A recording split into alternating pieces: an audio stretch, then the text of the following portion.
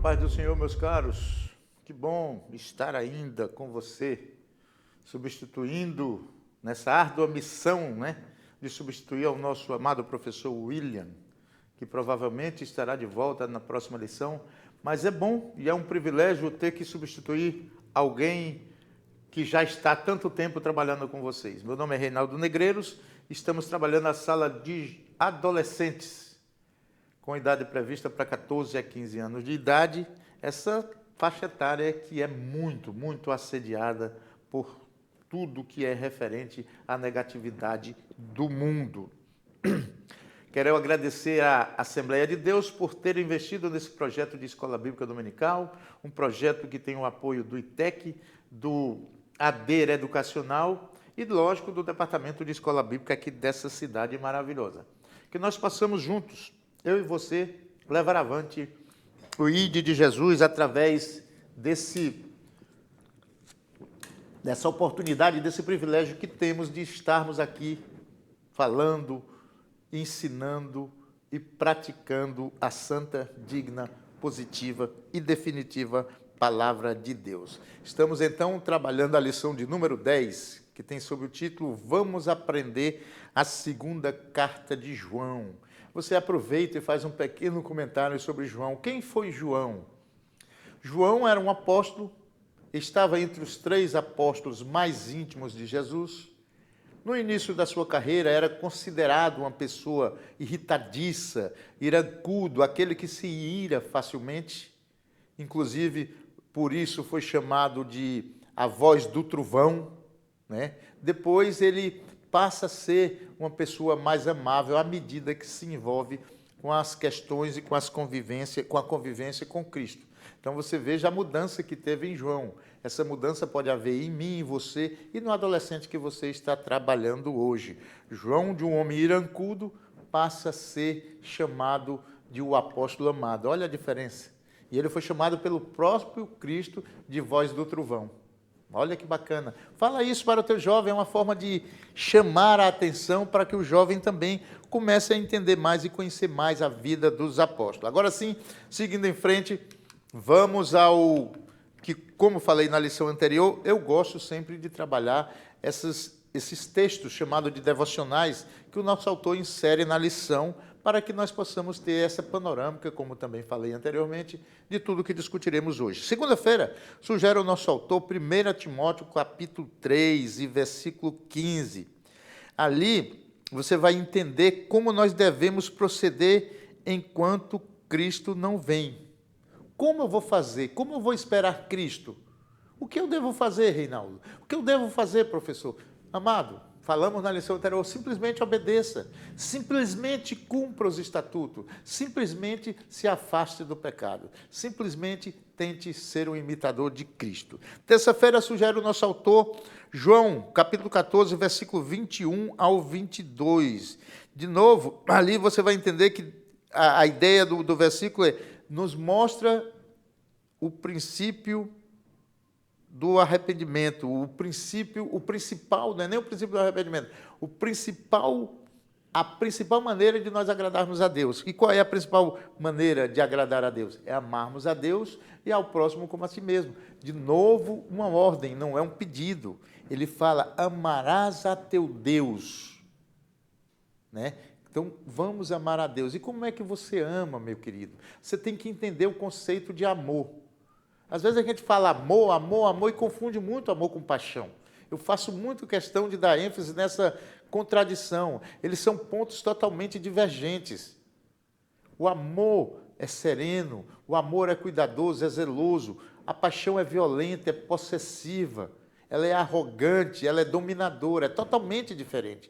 Então, ame a Deus e você estará caminhando a passos largos para agradar. Lembra da lição passada, como nós falamos em propiciação? Ame a Deus e você estará tornando propício a que tua relação com Ele volte a ser íntima. Quarta-feira sugere o nosso autor, João capítulo 14, versículo 16. A ideia central é que Jesus é o único caminho. Não se vai ao Pai senão por Cristo. É o que afirma esse versículo. Não existe 2 caminhos. Não existe 3 caminhos. Existe só um para se chegar a Cristo. Na tua vida, deixa isso bem claro para o jovem. Tem gente que diz que só existe um caminho. Não, existe dois. Para o relacionamento com Deus, só existe um. Agora, na tua vida tem dois. Você pode escolher o caminho da salvação ou o caminho da perdição. O caminho de Cristo ou o caminho de diabo. O caminho que te leva ao céu ou o caminho que te leva ao inferno.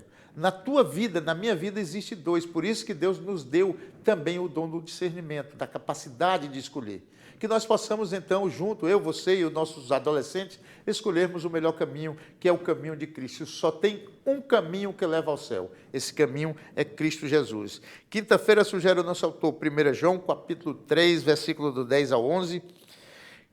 Quem não é justo e não ama o seu irmão, muito desagrada a Deus. Quando você, de novo, volta naquele versículo, você vai ver como Deus fica contente quando nós amamos, quando nós protegemos, quando nós cuidamos do nosso irmão. E como é que você pode cuidar desse irmão? O primeiro passo de mostrar que você o ama é falar de Cristo para ele. Se você é crente, tem um amigo e não fala de Cristo, certamente você não ama esse amigo. Por quê? Porque para se amar alguém, tem que se mostrar que Cristo é o verdadeiro e o único caminho que leva à salvação, como vimos no versículo anterior. Sexta-feira, Romanos capítulo 12, versículo 13. A ideia central é que a Bíblia nos orienta a compartilhar, a dividir. Compartilhe o teu amor, compartilhe o teu conhecimento de Cristo, compartilhe a tua intimidade com Cristo, para depois você pensar em compartilhar outras coisas. É claro que se você vê alguém com necessidade material, podendo, deve ajudá-lo. Mas a grande ajuda, o grande compartilhamento que você pode ter com teu irmão, com teu amigo, já falamos, é falar de Cristo, é mostrar o amor de Cristo, é amá-lo como Cristo nos amou. Sábado, sugere o nosso autor, Romanos capítulo 16, versículo 17 e 18.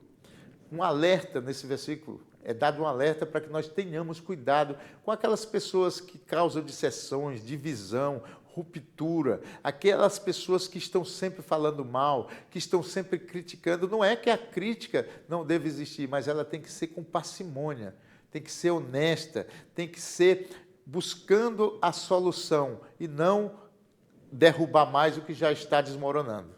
Então, a Bíblia aqui nos alerta muito claramente contra esse tipo de gente que só querem falar e destruir. Agora, vamos seguindo direto para a leitura bíblica, que é outro ponto que nós normalmente não trabalhamos. Eu destaquei aquele versículo lá que fala, porquanto aquele que lhe dá boas vidas se faz cúmplice de suas más obras. Ou seja, aquele que lhe dá boas-vindas, aquele que convive bem com aquele indivíduo que tem uma relação ruim com Deus, se eu convivo bem com essa pessoa, se eu me dou bem com ele, eu certamente estou desagradando a Deus. A não ser que eu esteja convivendo com ele para ensiná-lo a falar de Deus, para ensiná-lo a falar de Cristo. Se eu convivo e compactuo com suas decisões erradas, com suas decisões más, com suas obras más, certamente eu estou sendo conivente com eles. Aqui você dá um alertazinho pequeno, que João é a menor das cartas, né? O 2 João, ela tem apenas um versículo, por isso que ali já está sugerindo 2 João, versículo 4 ao 11. Né? Não é capítulo 4 e versículo 11, é João 4, versículo 11, porque é só um capítulo. Né? Se fosse o capítulo, teria ali antes uma vírgula. Quando tem esse tracinho, significa que você deve ler do número indicado, no início ou no fim, ou seja, no caso, lê do 4 ao 11. Leia, subtrai uma ideia e fala essa subtração, essa conclusão para o teu jovem. A minha ideia principal que eu vi aqui foi falar para você, dar um alerta para o teu jovem não conviver com aquelas pessoas que produzem obras que desagradam a Deus. A mensagem central da nossa lição de hoje diz assim: esse amor quer dizer isto, viver uma vida de obediência aos mandamentos de Deus. Como vocês ouviram desde o começo, o mandamento é este: continuem a amar uns aos outros. Olha só, primeiro diz, amai uns aos outros, e agora diz, continue amando. É uma mensagem clara que nós devemos ter sempre obediência e estarmos sempre praticando, exercendo, fazendo o movimento de amar. E amar, como já falamos, em relação a Deus, você demonstra esse amor por Deus, desculpa, quando você obedece. Então obedece, ama, obedece aos mandamentos. Os mandamentos só nos alertam para coisas boas. Amar a Deus, se afastar das coisas erradas, se distanciar daquilo que é prejudicial à minha saúde e ao meu relacionamento com Deus. Os mandamentos não tem um que seja maléfico à tua e à minha vida. Então obedece, fala isso para o teu jovem, pratique o amor a Cristo e você certamente estará caminhando para o sucesso. Aí você diz, sucesso, Reinaldo? Eu falo, o crente ele tem que ter esse desejo de ter sucesso, mas não o sucesso na vida secular. Isso faz parte de todo um outro contexto. O sucesso do crente é agradar a Deus e adentrar no reino celestial. Então, para que você adquira, para que você chegue a esse alvo, para que você atinja esse alvo, chegue ao teu objetivo, se faz necessário a obediência. Entenderam o conceito de sucesso? Nós, às vezes, usamos palavras e até condenamos palavras que são perfeitamente adequadas ao nosso relacionamento com Deus. Eu busco o meu sucesso enquanto cristão, e meu sucesso enquanto cristão será atingir o alvo, e o meu alvo é salvação. Simples assim.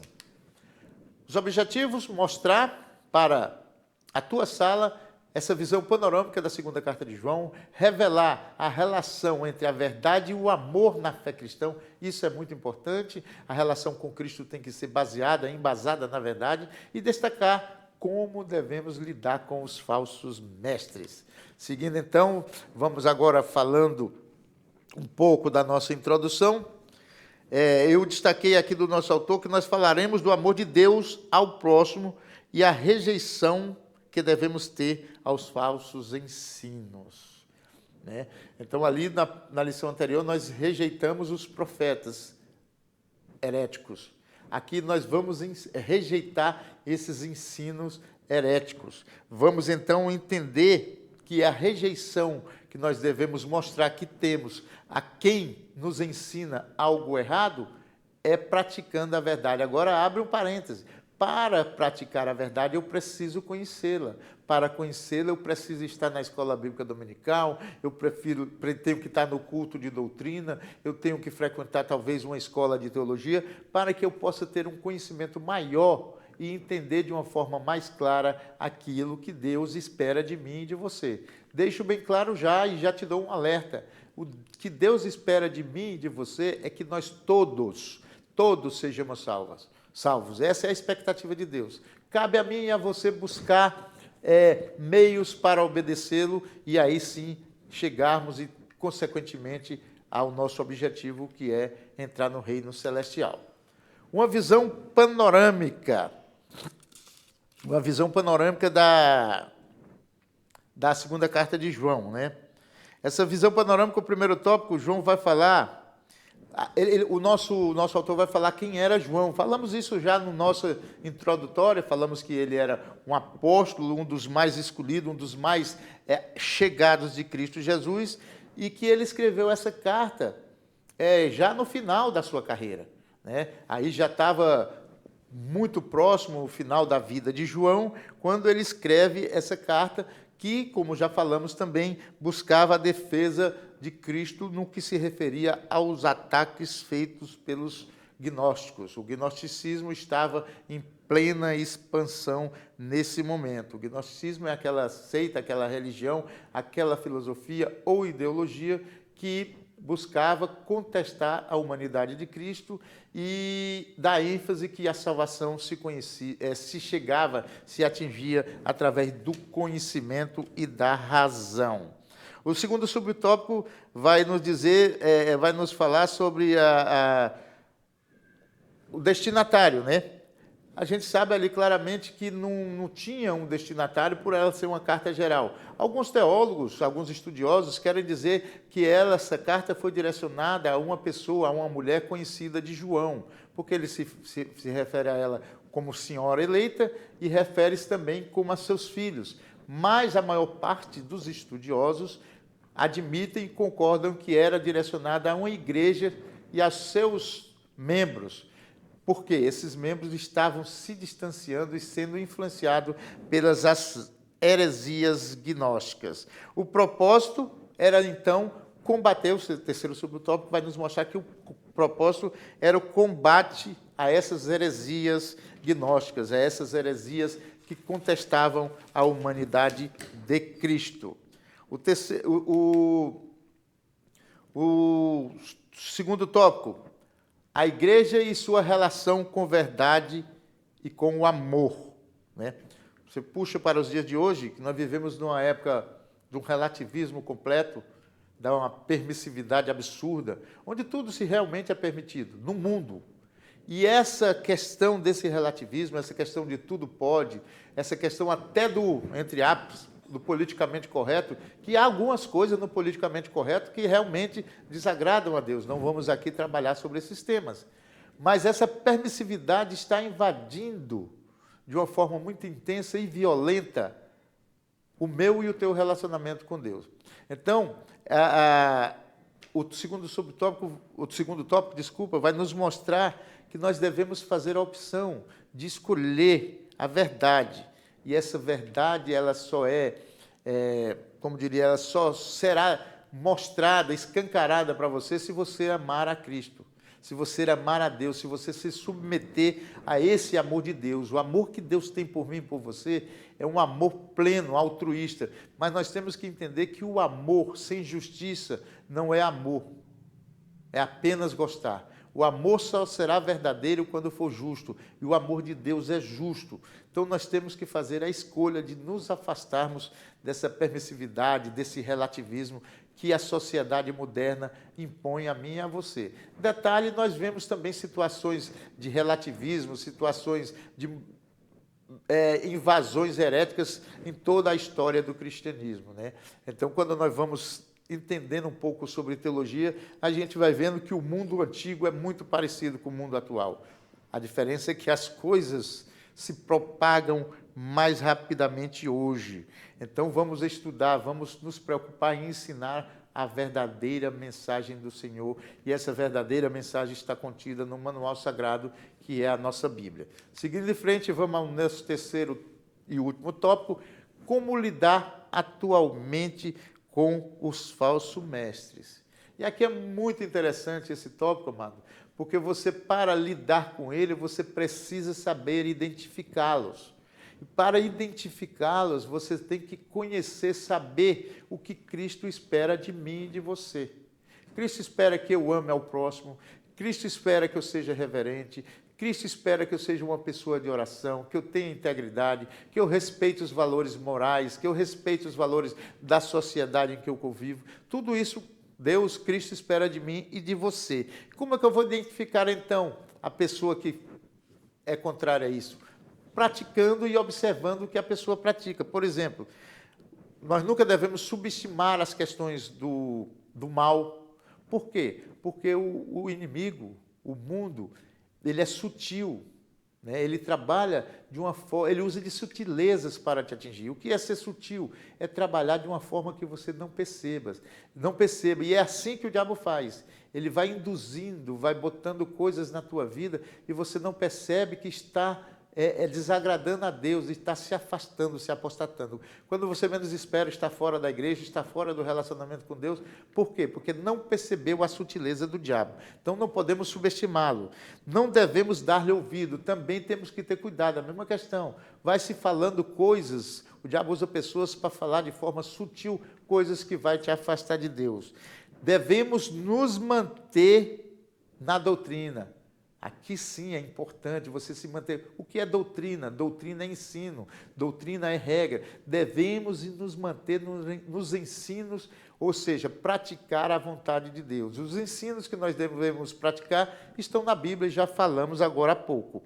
E não se deve dar acolhimento a esse tipo de pessoa que usa da sutileza do diabo para interferir na minha e na tua vida. Existem várias formas de você identificar esse indivíduo que está sendo usado pelo diabo para tentar atingir e subtrair de você o privilégio de ter intimidade com Deus.